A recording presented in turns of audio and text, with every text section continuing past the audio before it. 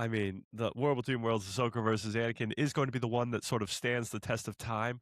Like when you think Okay. back to like I guess Revenge of the Sith, since it was both our favorite movies, you think of Anakin versus Obi-Wan on Mustafar. That's the first one you think of. There is still Grievous versus Obi-Wan. There is still Yoda versus Palpatine.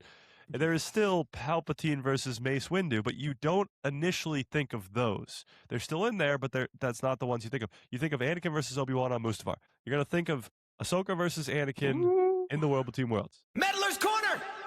Yeah, tune in, let's go! Dropping into a galaxy far away, talking cosplayers and the roles they play. From the actors to the prop makers' art, every single fan plays a vital part. We hit the movies and the latest shows, the biggest fan cast everybody knows. Step into the corner, let the force ignite. Meddler's Corner, bringing Star Wars to life. We hit the movies and the latest shows, the biggest fan cast everybody knows. Step into the corner, let the force ignite. Meddler's Corner, bringing Star Wars to life.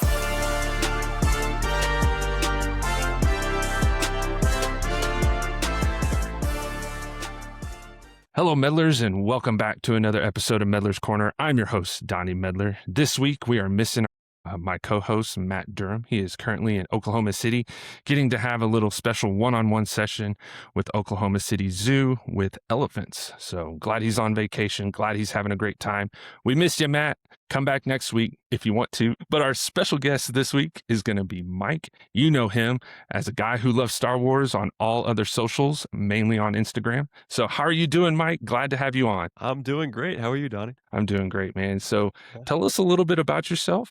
How'd you get into Star Wars? What is your why with Star Wars? Well, I've been watching Star Wars as long as I can remember. I'm a little on the younger side, so I've been ingrained with Star Wars my entire life, I suppose. I know when I was a kid, my parents gave me all the Star Wars movies, but not Episode 3 because it was PG-13. So I'd be walking around with all the Star Wars movies and been like missing the most important piece of this puzzle, but I didn't know. But yeah, I mean, I grew up on the Clone Wars, I grew up on the prequel trilogy, and now being old, I get to watch all the great Star Wars stuff that we get now, and it's just fantastic. As in terms of my why, I guess, because yes, a guy who loves Star Wars on all platforms. I've been doing this for like, I don't know, close to 6 years now, and the reason I started was because there was just so much, especially in 2020 or whatever it was, around the time of the sequel trilogy ending and The Mandalorian beginning. There was a lot of negativity, I suppose, in the Star Wars fandom online. Yeah. There still is. I mean, it's not gone by any Yep. means, but a lot of negativity, and I was looking for a place as I was like, I like this stuff. What? I was looking for a place to, voice my opinion where I wasn't going to get absolutely destroyed online. I still get absolutely destroyed online, but that's besides the point. But creating a platform for people to do that, and I think now almost being 5.5, 6 years in, I like to think I accomplished that to an extent, but yeah. Yes, you sure My have. why, yeah, thank you. My why is definitely that. It's to create a place where people who love Star Wars, can talk about Star Wars and not get absolutely, crapped on online. So I guess that's my why. Man, I definitely feel you because me and my buddy, I was the first one to get this podcast going, and then I brought my co-host on, Matt Durham, and I was in the same situation. I was like, I just want to talk about Star Wars. It was like, I don't care what opinions people have. I just want to chit chat. Your opinions can be completely different with mine, and I'm like, hey, let's just talk. Let's have this conversation because at the end of the day, we all love Star Wars. But so glad to have you on. You're an absolute legend in the Star Wars community. Everyone and anyone knows who Mike, a guy who loves Star Wars, is. So trust me, I follow you. Matt follows you. I don't believe you, but I thank you nonetheless. But I have to shout out Holly. She is a member of our 501st squad here in the Amarillo area, West Texas area. And she got me in touch with you and said, hey, you need to talk to Mike and get him on. And when me and her were messaging, I was like, I follow that guy. I know who that guy is. And I was like, we don't have quite as much of a following as he does. So I'll see if he answers. But Absolutely. I'm so happy that you messaged back and you're like, absolutely, I would love to chat Star Wars with you. So my next question for you is what is your favorite Star Wars movie? That's like asking who's your favorite child. I don't have any children, so I'll tell you my favorite Star Wars movie. It's Revenge of the Sith, and it's close, it's close, but my second would be Empire, my third would be Rogue One, but it's Revenge of the Sith for many different reasons. Again, having have that movie being taken from me as a child, I was really mad about it. So when I finally got to go see it, it was the greatest thing ever. But no, it is from start to finish, the opening scene of the Battle of Coruscant to the final Anakin versus Obi-Wan on Mustafar. Like, it's just such great action the entire time, the fall of Yeah. Anakin, all the stuff that I like when the bad guys win. I Yeah. like when the bad guys take a win. Yep. Hence my top 3 being Empire and Rogue One, where all the bad guys win. But it's just it's such a great movie. I always, disagree with, I won't say argue, but disagree with the fact of Hayden Christensen's acting in that movie. I think it's awesome. Yes. But Absolutely. yeah, it's got my favorite lightsaber duel, it's got my favorite characters, it's got everything. It's Revenge of the Sith for sure. Dude, What's your favorite Star Wars movie? my favorite Star it's the same as yours. It's Revenge of the Sith, Nice. followed by Rogue One. So, Love it. Love it. Revenge of the Sith for me is some of the exact same explanation that you had. That opening scene. So, me and my buddy, we went to the 20th anniversary when it came back out. Yep. And we saw it in XD. So it's like where the seats move and vibrate and then they move and turn. So in that opening scene where they're coming in on the starfighters, our seats were turning and we weren't expecting it. I was like, this is awesome. It's That so sounds cool. And that we were sounds so just, cool. man, we were just like little kids all over again watching it for the Yeah. first time. And man, I couldn't agree with you more. I loved Hayden Christensen's portrayal of Anakin and eventually Darth Vader in that movie. I mean, he did an absolute bang up job. And even till now, watching it from the first time when I was little and watching it now, I still have the same feelings. I was like, great. As I've said it multiple times, Anakin had the ultimate fall of grace. And just like you, I love those movies. I'm a huge sucker for any Yeah. movie like that, where you have this pinnacle of a dude who's on this pedestal and then boom, they just fall. I mean, that's such great writing that they had. And I Yeah. was so glad to see at the celebration that he went back and got announced that people went nuts for Yeah. Hayden. They finally just were like, yeah, Hayden. And he's just sitting there getting all emotional and crying. So yes, could not agree with you more. Yeah. Well, it's crazy because the prequel trilogy got so much crap back when it first came out. And Mhm. now, 20, 25 years later, it's beloved by most, I suppose. So it's just that generation, our generation, I suppose, that the movies were made for. We weren't Mhm. old enough to have a voice online. So the Nope. critics and the fans who had these, ancient tablets that they used back in the day, they were the only ones with a voice that could say anything. So now that we're old enough that we are the ones who have the majority of the voice online, the prequels are mostly beloved by the Star Wars fans, and it's like, Yep. maybe it's because it was the movies that generation it was made for. Yeah. And I mean, when I remember you saying something or it was someone else on another show, but it was definitely touched on like how when the OG came out, it had its criticisms. It wasn't like the massive hit that we all look at it now. And then when the prequels came out, well, the original trilogies, that was the ultimate Star Wars. Everyone loved it. And Yep. everyone now and all that generation was like, nope, these prequels are not it. That's not it. Then when the newer trilogy came out, what we have of 7, 8, 9, everyone loved the prequels. So, I mean, give it some time, give it a couple, 20 years. I think Yeah. everyone's going to love the newer trilogies. I agree. No, I absolutely agree, and to some people, that might sound crazy, but it's like, you just watched this happen with the Mhm. prequels. Like, it's not that crazy to think. I'm even seeing it now sometimes where somebody will come in and be like, "Oh, The Last Jedi is my favorite movie." And to me, I'm like, "Well, it's not mine, but awesome." Like, and people are like, "I love Kylo Ren. I love Rey." I'm like, "Okay, cool." Like, you're seeing it already kinda start to happen with a few younger fans here and there, because those movies were made for them. Like, even I was at the point where The Force Awakens, I really love, because that was technically my first Star Wars movie in theaters, because I was too young to watch Revenge of the Sith in theaters. So, The Force Awakens, I thought was a great movie. BB-8 is one of my favorites just because of his design and all that great Yeah. stuff. But, like, there's a whole generation younger than me even that grew up on those movies and those movies first. So they go back and watch the originals and they go, "Yeah, that's good, but I like this better because it's Mhm. better CGI," or whatever. Like, that's their first story with it. So they don't know the Luke Skywalker from the originals before they watch the sequels. So Uh-huh. then they go back and watch it and they're like, "Okay, this is a different character." But yeah, so absolutely. I think it's I guess dumb, it's a harsh word, but dumb to say that there's no world where the sequels won't be as beloved as the prequels in 20 years because we just watched it happen.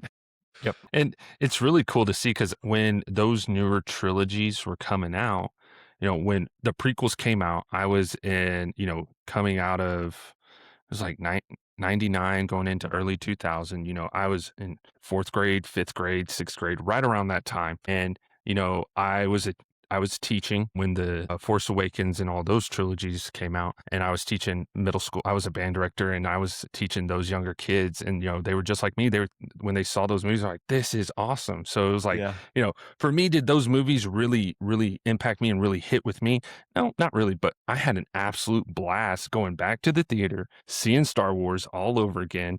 Yeah. Finally coming back to the theaters after this long hiatus, and getting to get my popcorn, get my Coke, and getting to sit down. But it was really cool getting to see them because they were super excited. Like that's the movie that they're growing up with. So yeah, it's like what you said. They're naturally going to love this trilogy like us, like how we got emotionally attached to the prequels and how the other generation, they got emotionally attached to the OG. So it's really cool to see it Yeah. all play out live when all these movies and all these shows are really coming out. But man, one show I really want to chit chat with you about is the Ahsoka series. So man, tell me, either you can give us a little bit of what you loved, because I know you absolutely love that series. I love that Yep. series. And then give us a little bit about, I wish they would have done more with this. So what is your take on the Ahsoka series right now? Yeah. Well, the way I look at Ahsoka is in terms of live action shows, I guess single seasons because it's one season versus three if you're Right. comparing it to The Mandalorian, but it's my favorite single season of live action. My favorite show in general from Star Wars is Rebels. And let's be honest, Ahsoka season 1 is pretty much Rebels season 5. Yep. So a lot of that stuff I really love. The thing I love about Ahsoka more than all the other live action stuff is, well, first of all, Ahsoka is my second favorite character of all time. My first is Anakin, and they both happen to be in there. But it's the amount of lore building and I guess galaxy building that happens in that show. Like we get Yes. introduced to a brand new galaxy. For 49 years, Star Wars has been one galaxy. Now Yep. it's two. So like you're expanding the Star Wars lore and also adding the fact that that's where the Night Sisters come from. Like that's really, really cool. And the Purgle, and that's where they go to die and all that. And then the Mortis gods are tied in, and we'll see how that happens in Ahsoka season 2. So all of that stuff is really, really cool. And then the added bonus of, World Between Worlds sequence, Anakin versus Ahsoka, Hayden Christensen's back, and you're getting this crazy flashback sequence, and you're getting flashes to Vader and this Mhm. incredible, Siege of Mandalore and all that great stuff. That all thrown in there. Incredible lightsaber duels, which a lot of the other series other than Acolyte and Kenobi miss out on. And there's a lot of them. It's Anakin versus Ahsoka, obviously, that's the big one, but it's Ahsoka versus Balin multiple times, Shin versus Sabine multiple times, Ahsoka versus Marok a couple times. Like there's some really, really good lightsaber duels in there, and it just gets overlooked all the time. But all that being said, and you were telling me this before, you cosplay as Balin Skull. The Yep. new characters, because yeah, we got the Yes. first ever live action appearance of the Ghost Crew, Hera, Sabine, Ezra, Thrawn, even like those are all really, really great, and those are characters we know and love. The new characters, specifically the two, Shin Hati and Balin Skull, are awesome. It's the perfect balance of Yes. giving you what you already know and love of legacy characters and adding in a sprinkle of new characters. And as much as I love Ahsoka, as much as I love Anakin, as much as I love all those other characters, Ezra Bridger, Balin steals that show like so much. Absolutely. What he's Yes. looking for, who's calling out to him, like the whole dynamic of his character. He doesn't want to kill Ahsoka because he's like, that would be a shame. He's holding an orange lightsaber. Like the whole basis of his character is just really, really cool. He knows Anakin. It's awesome. But that's what I really, really love about Ahsoka, all that stuff. I guess my complaints about Ahsoka would be, I've never really thought about this too much. Complaints about Ahsoka. That's a great question. I know a lot of people's complaint is Sabine wielding the Force, but that's not really an issue for me because of I watched her train with the Darksaber with Kanan Jarrus. And I guess the complaint would be more on screen or maybe flashbacks of her training with Ahsoka because we learned that she trained with Ahsoka, but we didn't really see much of that. We Uh-huh. see a little bit in the show. And the other thing would be her losing her family because we know it happens with the Night of a Thousand Tears when the Empire turns Mandalore to glass. We know that her Yeah. family dies, but again, maybe a flashback of seeing her struggle with that and maybe even tap into the darkness and anger that comes with that. And Yes. that's the reason that Ahsoka like this you all sort of know in your head, but seeing that on screen would be something completely different. So I'd like that for sure. And I guess the thing that I hate most about Ahsoka is that I've had to wait over 3 years for the second season. Dude, same. I feel the exact same. I was like, come on, just give it to me already. I want season 2. Yeah. The cliffhangers of the end of season 1 with the Mortis God statues and Thrawn arriving on Dothamir, like, all of that was just so awesome, and to have to wait this long is brutal. But, Yeah. hey, patience, I guess. Yeah. Dude, I totally feel the same way about Balin and Shin. When I first saw them on screen, I immediately was like, who are they? I want to know everything. I was completely set. I was like, give me everything. But I was also really excited that they didn't give us everything. They didn't spoon feed us and just give us that whole fan service of like, here you go. This is everything about Balin. But it Yeah. left us at the end of the show going, who is this guy? How did he get the color orange in his saber? What does this mean? How did Shin get in touch with Balin? Because she's still young, so she should have been born well after Order 66. So, I mean, how did they two meet up? And this is my take is like, you have a perfect duo right there to get your tails of. Just right there. Give us that little animation of a tails of a Balin and Shin. Or heck, even Morgan Elspeth. Like, I loved Yeah. how Morgan Elspeth just came in. We got a little tease of her in The Mandalorian, and then boom, now we know everything what she was trying to do when Ahsoka came out. So, like, it's like what you said, all these new characters that we got. It was like, oh my gosh, this is great. Yeah. Yeah, for sure. And with Shin too, and Balin giving us I guess the term the Boken Jedi, which he refers to as Ezra because he's trained after the fall of the Order, and that's what Shin is. But she's like, "Isn't that what I am?" And he's like, "No, I trained you to be something better." Like all that stuff is just so intriguing. And like you said, a tales of seeing how Balin survived Order Mhm. 66, seeing how he got to Shin, like all of that would be perfect. But getting to see more of them next year is gonna be Yeah. worth the wait, yeah. It got dropped that it's coming out early 2027. But Yeah. so my question to you is what do we think Balin's after? I have a theory. I want to hear your take. Yeah. So, I have been talking about this for so long because it's been so long that it almost is solidified in my mind as a fact, and if it doesn't happen this way, I'm gonna be shocked. But the reason for my theory is because 1, somebody is actually calling out to him, and 2, the Mortis gods of it all. And my theory is that it's Abeloth because Abeloth in Legends is this character who helped raise the son and daughter of the Mortis gods. She was a mortal being and then wanted to become immortal, but the father wouldn't let her. So then she overhears a conversation. Like this whole thing happens where she jumps into this pool, gets this crazy amount of power, becomes, dark side, and the gods have to imprison her forever. So the idea is in the Clone Wars, when all the Mortis gods died, thanks to Ahsoka, Anakin, and Obi-Wan, then she has the ability not to be freed, not to free herself, but to at least call out to somebody. And that somebody Mm. is Balin Skull. So that's where my head's at. I think she is lost in some sort of outside the physical realm prison, like Mortis sort of was in the Clone Wars series, where Anakin, Ahsoka, and Obi-Wan get transported for what to Captain Rex, which seems like a split second because they're like gone for a blip, but to them is like Mhm. multiple days. So I think what we're looking at here is hopefully Abeloth stuck in a prison. Who's guarding that prison is going to be really, really cool because the Mortis gods are dead, but they definitely left there booby trapped and prison guards of who knows what. But I think she's trapped in a prison and Balin's going to free her. And I don't think she's going to be freed, but that's what causes for a second season Mm. and hopefully a really good story. Okay. So my take a little bit on top of that, it's kind of along that same path, but my take is, and this is what my heart is set on. It's like kind of like you. If it doesn't Yeah. happen, it's like, no. Yeah. So my thinking is with the whole Mortis aspect, I think Anakin has now become the father. That's what I think. So we have yes, we have the Mortis gods, but now we have new images. So I think it's Anakin who's the father. I think maybe Ahsoka will eventually become the daughter. I think it's her path to become the daughter. But as far as the son, I don't know who the son is. And this is my thinking because when I went to Rebel ScumCon last summer, I had a chit chat with Sam Whitwer, and I was kitted up at the 501st area and in my Balin, and he said, that's a great Balin skull. I really haven't seen anything a cosplay live like this that's of this detail.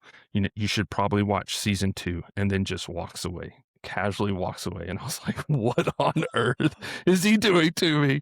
So Yeah. I think in some way I think he might be in this whole Mortis aspect. And this was my hot take, is that, are we getting a live action Star Killer? Is he Ooh, potentially taking the mantle of the sun?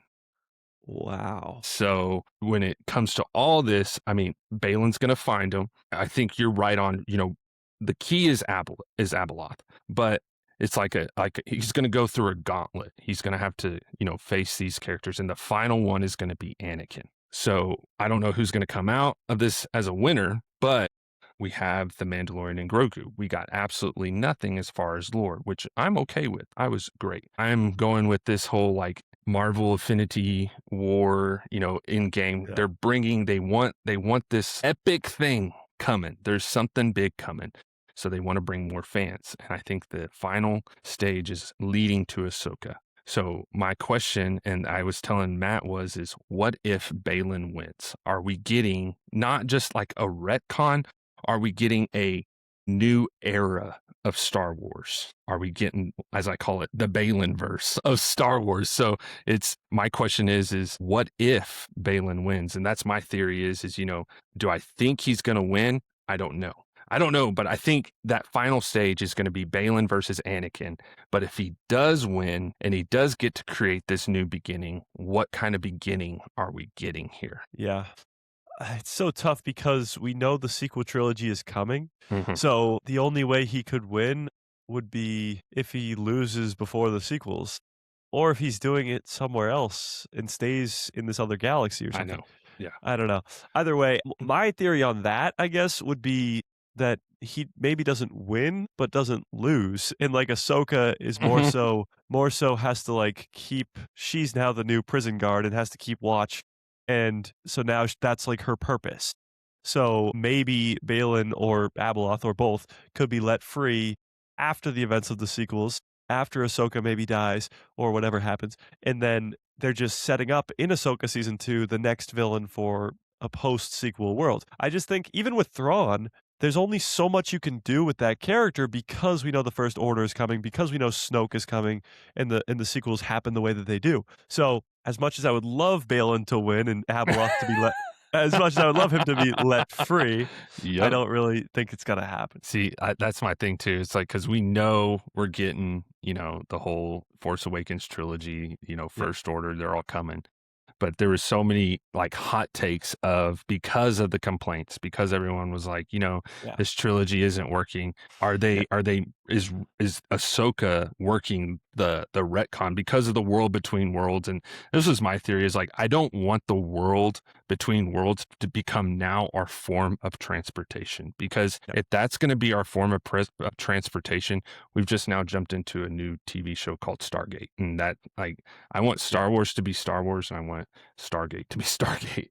Yeah. I don't want there to be like this whole cheat code of, oh, I can go into the world between worlds and then go back to the galaxy. Now, do I think Ahsoka gets back to their galaxy via the world between worlds? I think so, because like she's going to need assistance to get back, because the Thrawn, the ultimate baddie, is coming back. But I do think Thrawn is the key player to set up, I think, the First Order, because Thrawn, when they were all building the Death Star, he was against it. He was like, Yep. just build a complete armada of Star Destroyers. And if they Yep. would have done that, the Empire would have been there forever. So I think we're going to get to see, when all those Star Destroyers ride up off of Exegol, I think he's going to have that big key into all that. And I hope so, because I love hope so, seeing yeah. Thrawn.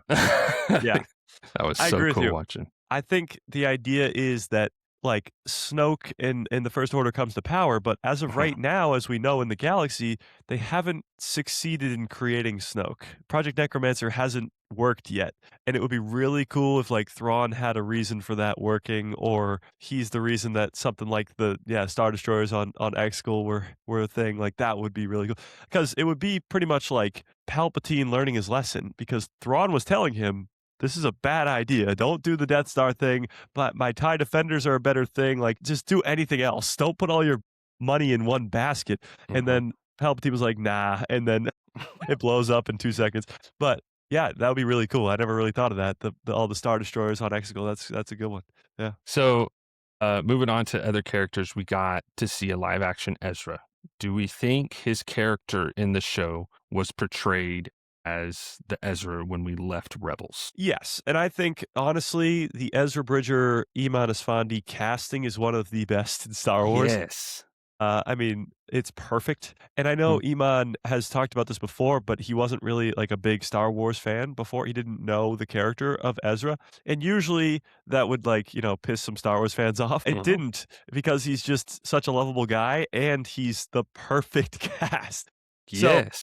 I honestly think it's great, and what I did love about I guess he's only in the last 2 or 3 episodes, but what I really loved about him in those 2 or 3 episodes was he didn't have his lightsaber for 11 years. So when Sabine offers it to him, he's like, "No, the Force is my ally," and then he's using the Force in a cool new way, and then he builds a lightsaber. So I'm very interested to see him in the 2nd season because we got so much Sabine and Ahsoka and Balin and obviously we're gonna get more of them in season 2, but Ezra, we just got a little bit. Thrawn, we just got a little bit. So to get more of him in this next season is going to be really great. And to answer your question, yes, I think Ezra in live action is the exact same as in animation. And I forget what his first line or one of his first lines to Sabine is like, "Took you long enough" or something. And like that's just so so Ezra. It's so So good. Ezra, yeah. Yeah. Because just to piggyback on what you're saying, a couple weeks ago on our show, we did a Jedi ranking, and one of the guests I brought him on, Ezra, was on his list,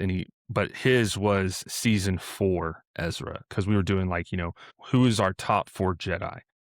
My list was based on power. His was based on, the definition of a Jedi. And it's Ooh. like what you said. Ezra has that definition of a Jedi. The Force is his ally. He doesn't need, the wizard sword to do everything that he needs to do to be a Jedi. So couldn't agree with you more. And yes, I think we couldn't have found a better live action Ezra than Esmond right there. Yeah, he Yeah. was totally Ezra. Yeah. For sure. Yeah. So, did the show, though, did it rely too much on Rebels? I think no, because we got a completely different show. We got the Yeah. Ahsoka series and we got Rebels. I think we can completely separate the two. But I want to hear from you. Did it rely too much on Rebels? I don't think it relied too much on Rebels, although I do think it is Rebels season 5.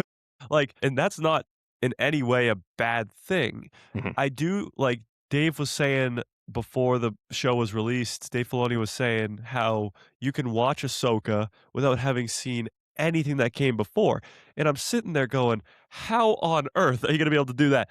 And I watched it with like one of my friends. I watched it with my dad actually, and they've never seen the Clone Wars. They've never seen Rebels, and it works. Like they fully understand who these characters are. Hera is a general for the New Republic. There's nothing really crazy there, but Sabine even gets pulled off well. Even Ahsoka, if you've never met Ahsoka before, they pretty much intro her character. It's like with Maul Shadowlord, which we got this year. They introduce Maul as if he's not a 27-year-old character that everybody knows and loves. Like they introduce these characters now in ways. The Mandalorian and Grogu. They introduced Mando and Grogu in the opening scene of that movie, like as if we've never met them before.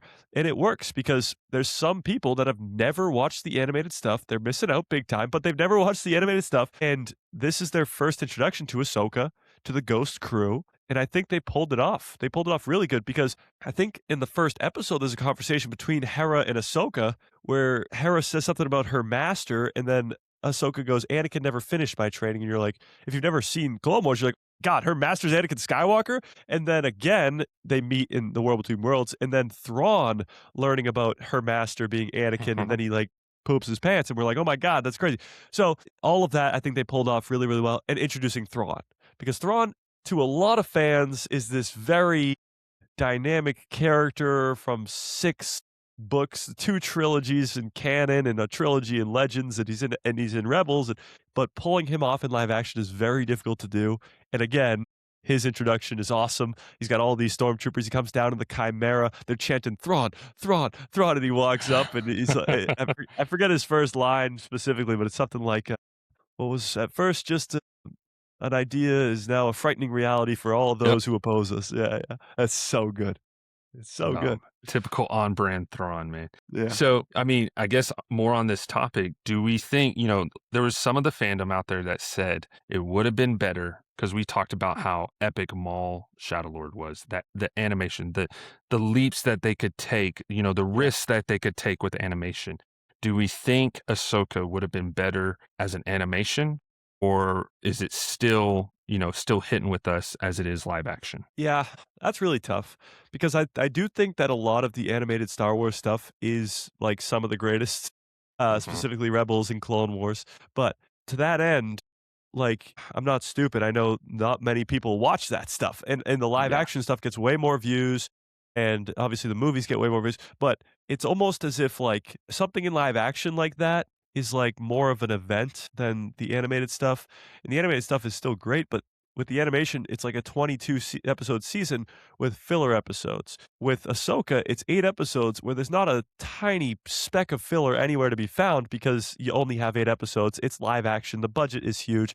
We're doing this for real. And Star Wars began in live action. The animated stuff is great, but it's still more of an event when it is live action. So I do like that it is live action this series. I do want more animated stuff like Maul season 2 obviously, but I think this show honestly works better in live action because I don't feel like that Anakin versus Ahsoka thing would have been more impactful if it wasn't Hayden Christensen, you know? Yeah, totally agree. And to lead into that, I think the perfect time for animation, what I was saying about earlier is, give us those other characters, like Shin and Balin. There's your Yeah. perfect time for animation. Give us that little origin of who they are and what they are. But for me, I'm one of those like I know Star Wars when I envision Star Wars in my mind and I close my eyes, I always think of, the trilogies. I always think of the prequels. And what are they? Live action. Yeah. So for me, Star Wars is a live action thing. I absolutely love Rebels. I love Maul Shadowlord. I love the Clone Wars. I mean, I've rewatched the Clone Wars I don't know how many times, Yeah. but it's still Star Wars. But for me, my definition of Star Wars, or if someone says, "Hey, I'm a new fan to Star Wars. What should I watch?" I'm gonna give them the original trilogy. I'm gonna give them the prequels. That's Yeah. the first thing I'm gonna do, and that's all live action. So I couldn't agree with you more on that. But as far as, the lightsaber duels, we got some really great lightsaber battles in Ahsoka. Yeah. What lightsaber battle was iconic for Mike? I mean, the World Between Worlds, Ahsoka versus Anakin is going to be the one that sort of stands the test of time. Like when you think Okay. back to like I guess Revenge of the Sith, since it was both our favorite movies, you think of Anakin versus Obi-Wan on Mustafar. Like that's the first one you think of. There is still Grievous versus Obi-Wan. There is still Yoda versus Palpatine. And there is still Palpatine versus Mace Windu, but you don't initially think of those. They're still in there, but that's not the ones you think of. You think of Anakin versus Obi-Wan on Mustafar. That's going to be with Ahsoka. You're going to think of Ahsoka versus Anakin Ooh. in the World Between Worlds. However, I really love the episode before that, Balin beating up on Ahsoka. And it's Yes. Yeah. the thing too is like people would go, "Oh, well, Ahsoka's supposed to be this crazy train." Balin is also trained from the Jedi Order and Yeah. older. However, having said that, what I really love about it is Balin, and shout out to Ray Stevenson, who I mean, talk about the performance that Yes. everybody will remember. He's Vader. He's Vader just pounding on her the entire time, just Yep. like Vader would, and very similar in style, and he defeats her. And obviously, you could argue about it because she gets distracted by thinking Sabine's dead, and because Shin arrives and whatever. But she's already on the ledge, like she's already losing, and I'm okay with her losing, even though she's one of my favorite characters. She can lose. It's funny because never mind. That's a whole nother story for a whole other time. I was gonna say it's funny because people are like, "Oh, Rey never loses," and the second that Ahsoka loses, they're like, "Oh, Ahsoka stinks." Sorry.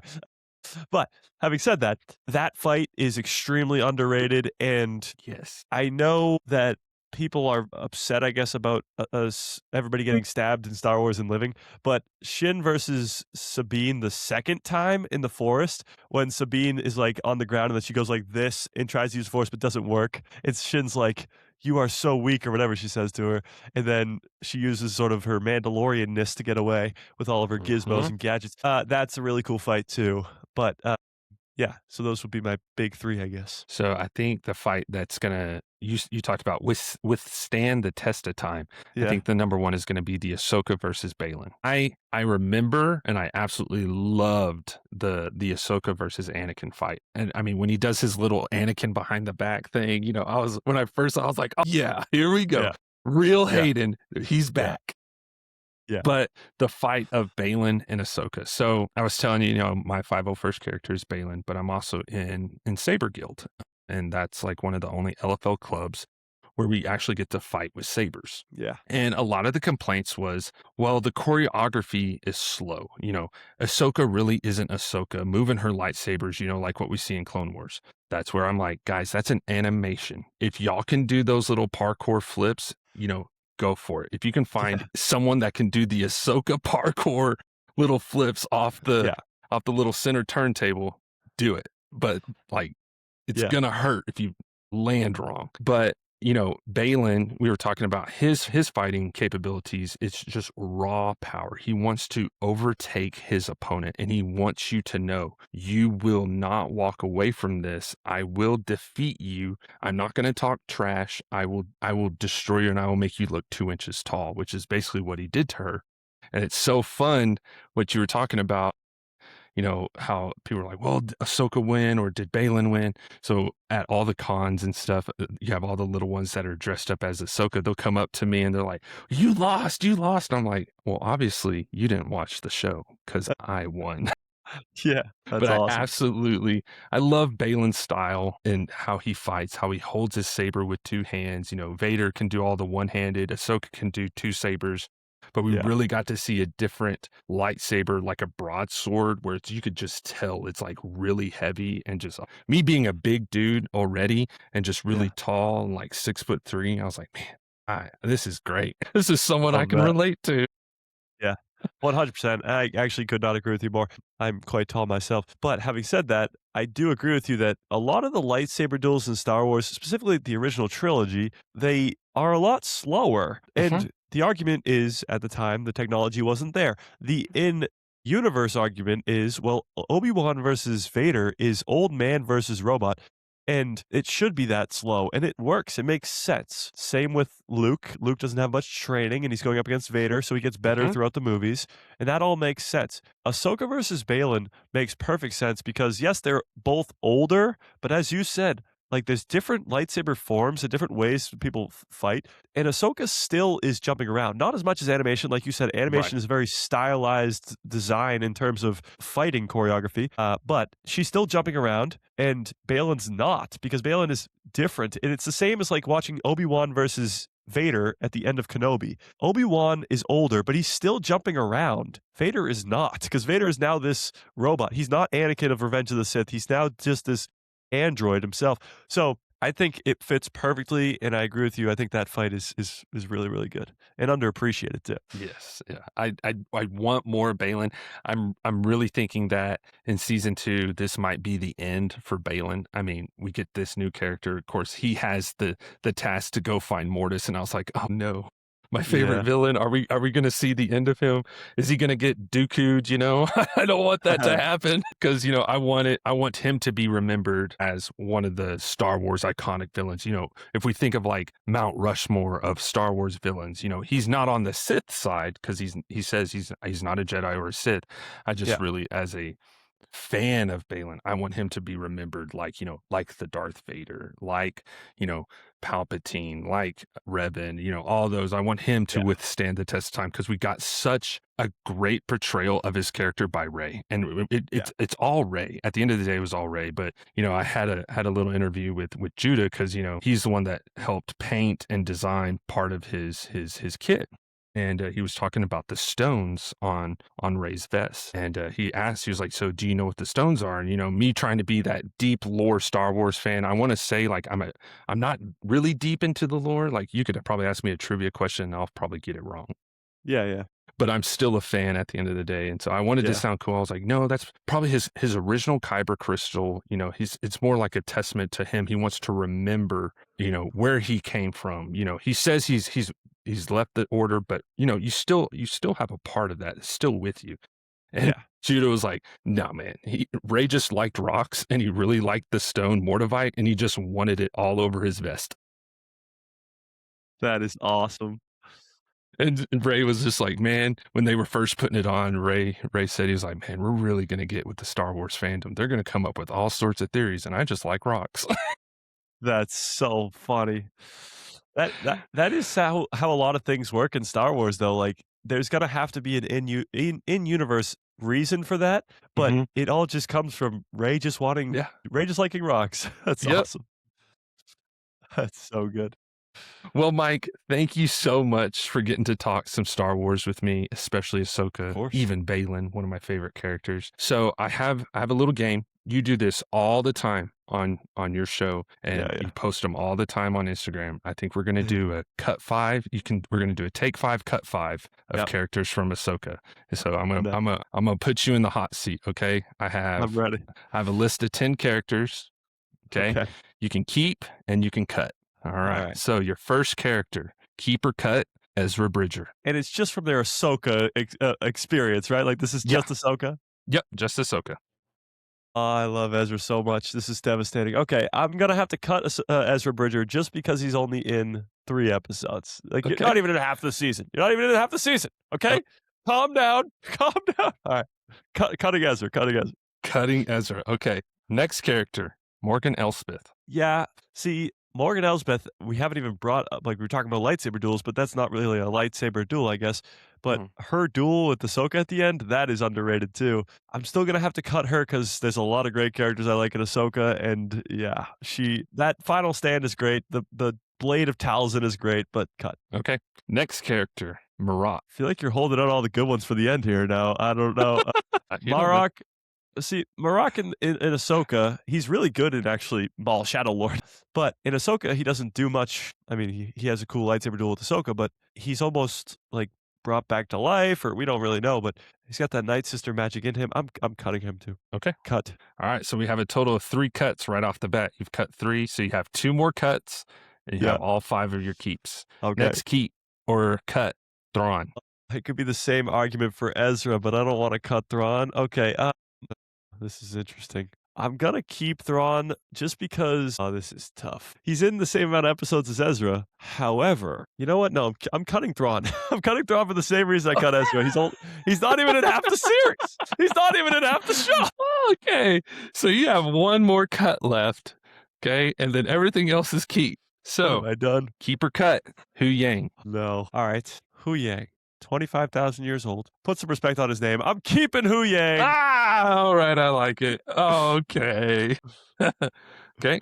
Keep or cut, Sabine. I'm keeping Sabine. I think Sabine is great throughout the entire series.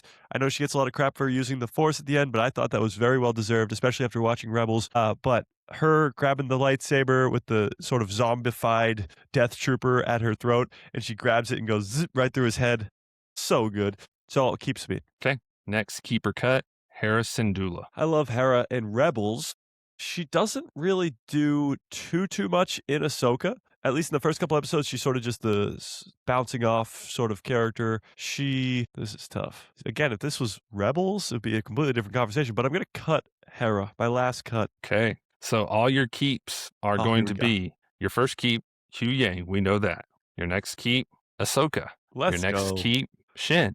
And your final Yeah. keep, Balin Skull. That's a perfect list right there. That's it. That's a perfect list.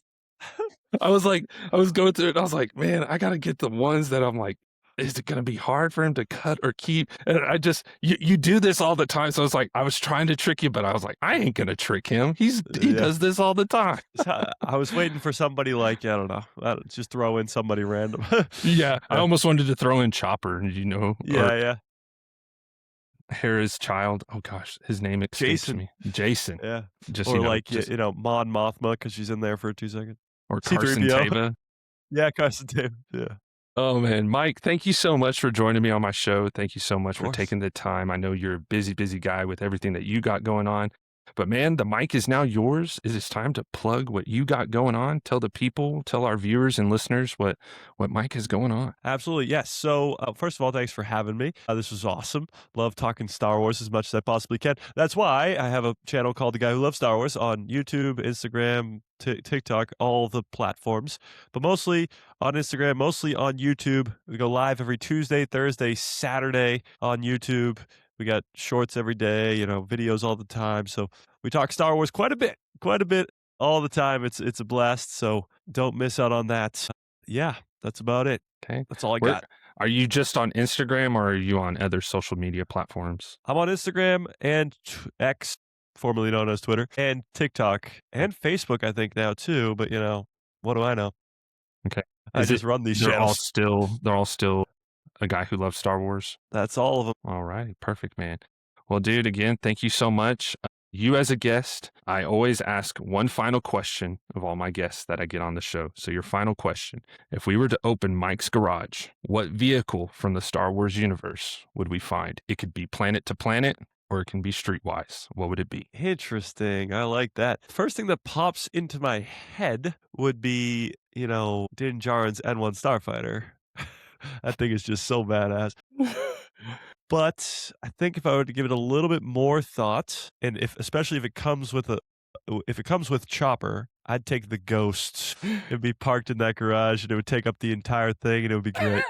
I like it. I like it, man. All right, Mike. Thank you so much. Meddlers, tune in next time and let the Force ignite. Meddler's Corner! Yeah, tune in, let's go! Dropping into a galaxy far away, talking cosplayers and the roles they play. From the actors to the prop makers' art, every single fan plays a vital part. We hit the movies and the latest shows, the biggest fan cast everybody knows. Step into the corner, let the Force ignite. Meddler's Corner, bringing Star Wars to life. We hit the movies and the latest shows, the biggest fan cast everybody knows. Step into the corner, let the Force ignite. Meddler's Corner, bringing Star Wars to life.